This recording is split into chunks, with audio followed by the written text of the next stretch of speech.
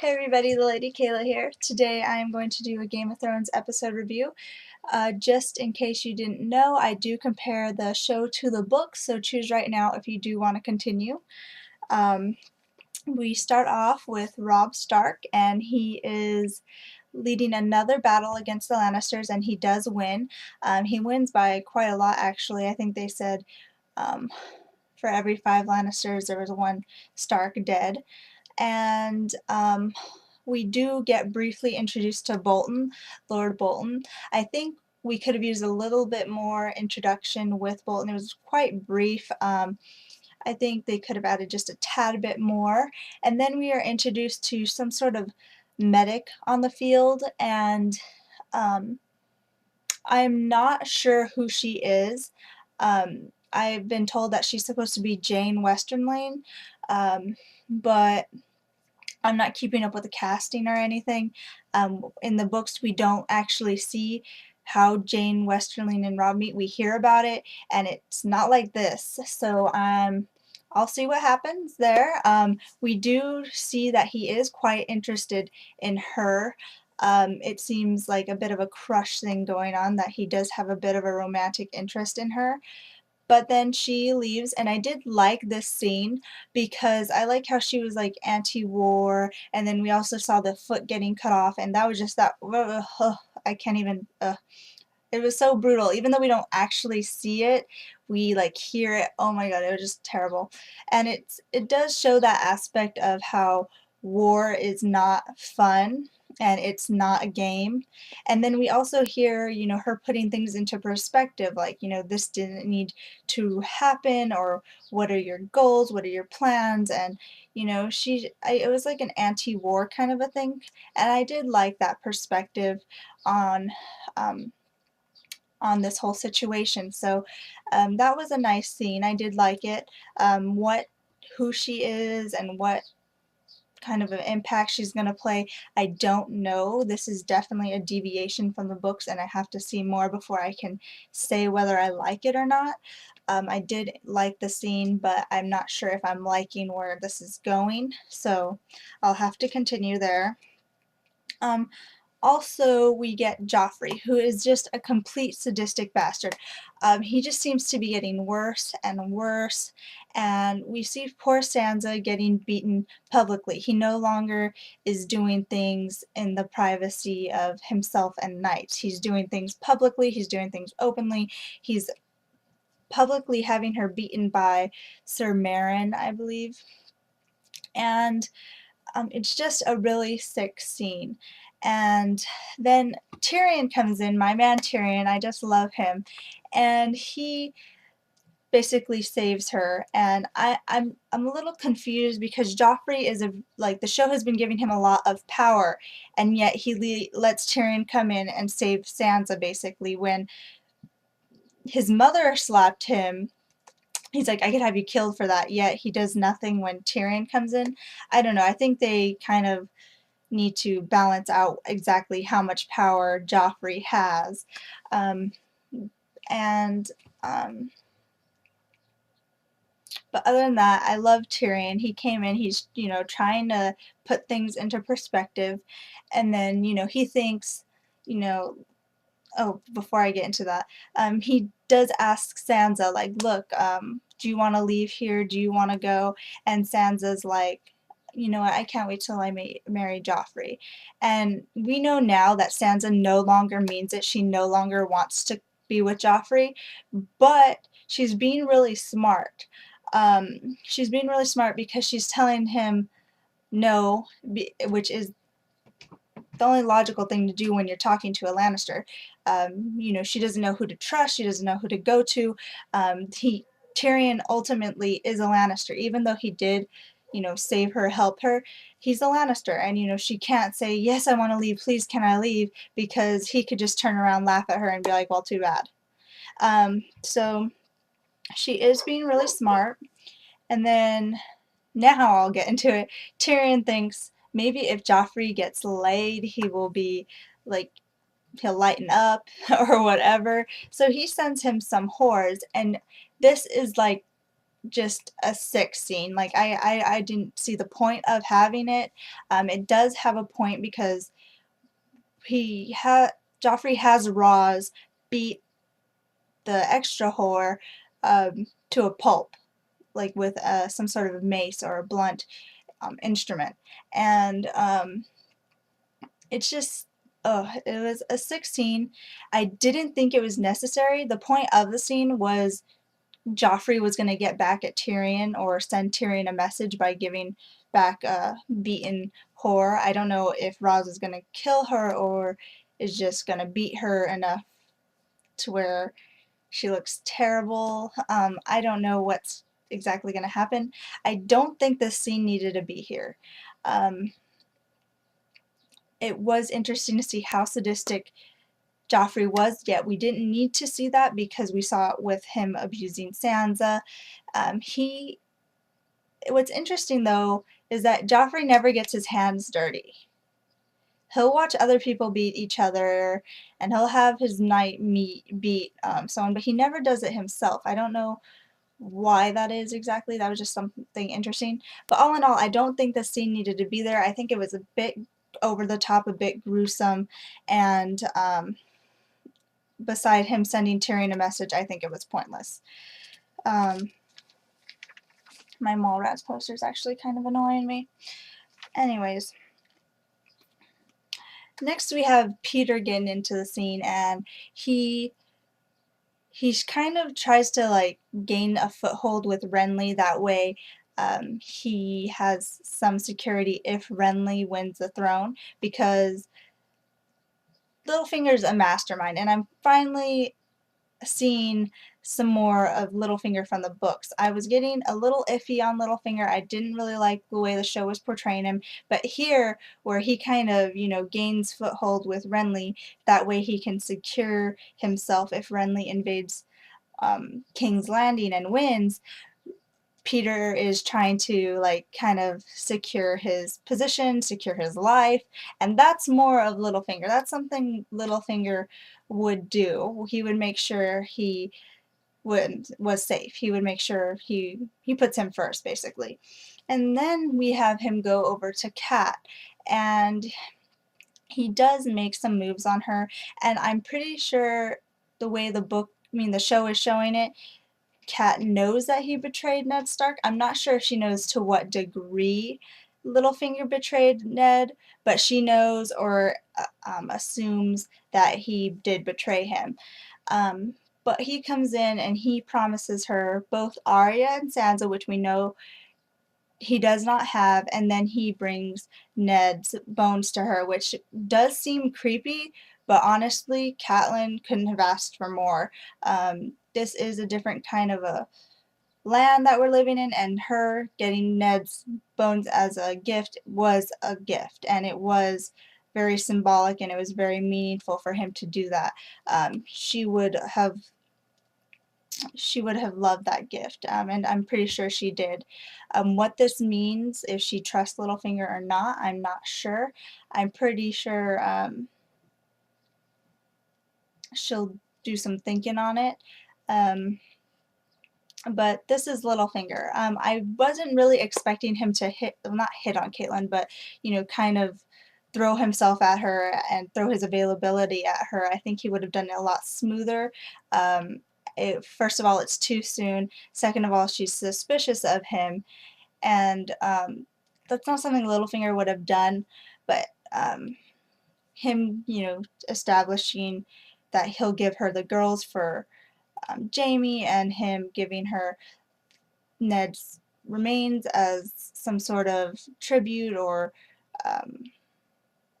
gift, that was Littlefinger, and he would do that. He would establish some grounds and slowly gain Catelyn's trust. He would gain her trust first, and then, I guess, pursue her. But they didn't do that. He just threw himself at her. But I think Littlefinger is getting to be more Littlefinger-ish, because I was disappointed with him. Now I'm getting more interested in him again. And then we have Daenerys. Finally, we have Daenerys. Nothing huge happens. She does manage to get inside Qarth, I believe it's called. And that was hell because these 13, first of all, most of the 13 weren't even saying anything, but like the head of the 13 was being like a little bastard. I see why Daenerys doesn't want to show her dragons. First of all, if she uses her dragons to um, gain foothold anywhere, that would mean she doesn't have any power. The dragons have the power. She doesn't want to use other objects, other people, other materials to establish her power. She's a Khaleesi. She's a Daenerys Stormborn. She's the true heir to the Iron Throne. And she doesn't want to say, oh, here, look at my dragons. Now, let me enter. She's like, no, let me enter as Khaleesi. I don't need to bribe you with my dragons. And plus, those are her children. I would hesitate to show my dragons too, just in case they want to steal them or, make a trade, an exchange, or take them. You don't know. So, she eventually just, kind of establishes who she is and does go over the top with, saying like, look, if you don't let us in, you'll be like the first I'm going to attack with my dragons, which was kind of an empty threat because they could just shut the gates and she'd die out there. But then she did capture the interest of Zorro, who is very sexy. I love to see more brothers in there, and so he was sexy and he was smooth and he vouched for her, and so I'm definitely looking forward to more of him. He is an interesting character, and I'm quite pleased with the casting. And then next we have Arya, and she's in Harrenhal, which is like hell. It's just hell. It is this kind of ruin because the dragons came in and invaded. I don't want to get into the story of how Harrenhal turned into hell. Harrenhal. I meant Harrenhal turned into hell, but I guess Harrenhal kind of goes. And I love her prayer. We do know she got that from Yoren. It wasn't in the books, but I do like how she got it from Yoren. And she just says every night over and over the people that she has on her death list. And they're just torturing people here and asking about the Brotherhood and, about loot. And we don't know what the Brotherhood is right now. And a couple of people are noting that, like, what the hell is the Brotherhood? Why are they torturing people for the Brotherhood? Honestly, I just say wait. I think it's worth the wait. It's not something that you need to know right now. In fact, I think it's a lot better that you don't know right now because you're kind of in that same position as the people being tortured. Like, who the hell's the Brotherhood? Some of them know who the Brotherhood is, though, because one of the guys being tortured did release some information, but it might have been released information out of desperation. We don't know. This was another brutal scene where it was just like, whoa, like, this place is just terrible. You hear people getting tortured. That rat torture technique, oh my god. So after that and all the torturing goes on, Tywin finally rides in and he's like, what the hell is going on here? I don't put it past Tywin. Did I say Tywin or Tyrion? I meant Tywin. But anyways, I don't put it past Tywin to torture, but when it's necessary, Tywin would torture someone for information if it was necessary. But he doesn't feel the need to torture all of these, simple farmers and skilled laborers, or I guess, whatever, people with trades. And so he's like, look, we have a blacksmith right here. He could be making us weapons. He could be fixing armor. He could be doing this or that.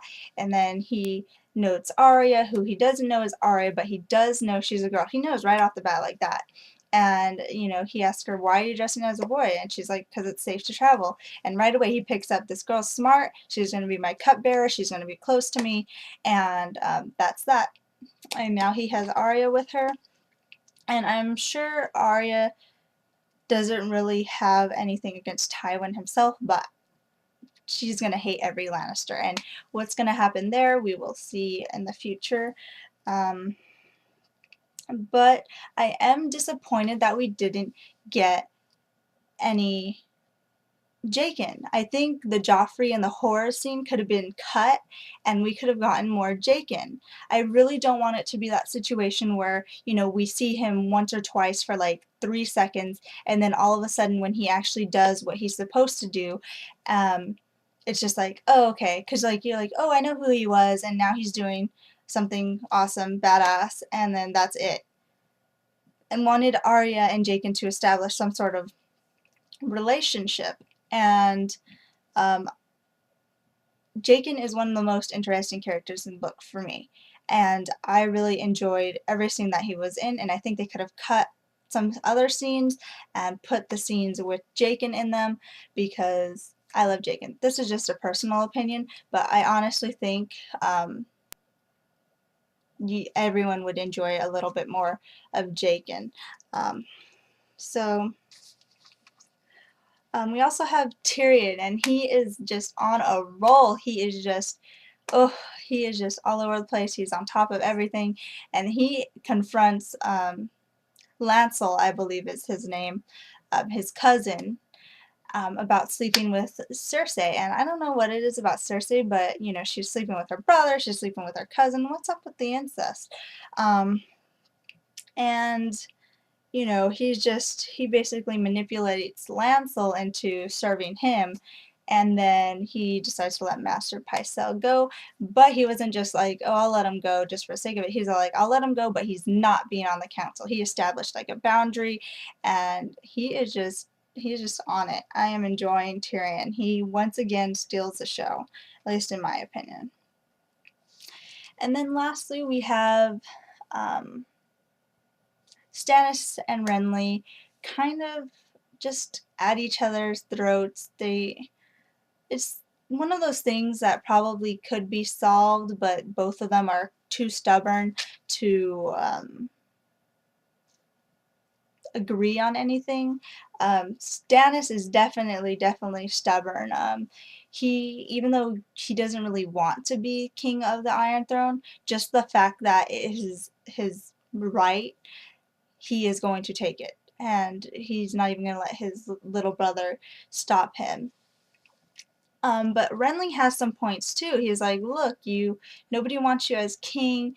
You never made any friends, and it's just they're two like opposite kinds of people, and it's really interesting looking at both of them. But Stannis does have Melisandre, and he struck a deal with Renly. He was saying, look, you have until this time to reconsider everything. And I'm guessing he didn't, so he sends Davos, who we find out Stannis took his fingers because Davos did save the day. He's called the Onion Knight because he brought onions to starving soldiers for Stannis. And he was a smuggler. So Stannis is like, you're a hero, I won't kill you, but I'll cut off your fingers for being a smuggler. And it shows you what kind of person Stannis is. He's really by the book kind of a person. And so Davos takes Melisandre, and when she unrobes, she's like heavy with child, and then she births the shadow baby, and I'm pretty sure this is not the son that Stannis was expecting. First of all, I never really thought Stannis slept with Melisandre, but if he did, I'm pretty sure he did it for the shadow babies. I'm pretty sure he wasn't doing it because he wanted sons. And yeah, they birthed this shadow baby and it's going into Renly's camp. And so I'm really interested to see the next scene because I know that scene is one of something I really want to see on screen. The next scene is something that I've been looking forward to seeing on screen. And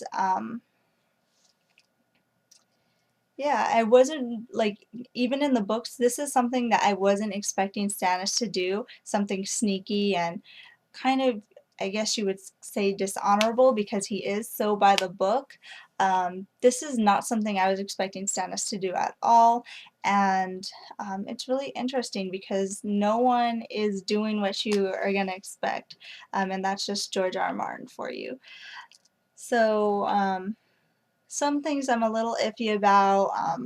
The girl Robb met is one of them, but most of the scenes were pretty solid and I really did enjoy them, despite how different it is from the books. And as we progress, it seems to be drifting away from the books, and I'm going to have to adjust and accept that. But I'm still liking the show. I'm still enjoying it. And to me, this episode was just the most brutal, though. Just so much gruesome things going on.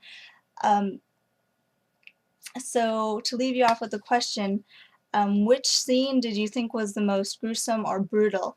I don't know why, but the cutting of the leg, I don't know, that hit me in so many ways because it's just like, you kind of got that, like, the consequences of having war. You got, a young man um, having to suffer because of war, and then you just have so many messages, and then, you know, the gruesome factor, her actually sawing through the leg and you hearing it, it was just, I don't know, that had to be the most gruesome and brutal scenes to me. So just let me know what your gruesome scenes were, and have fun in the comments below. Thank you for your time. Bye.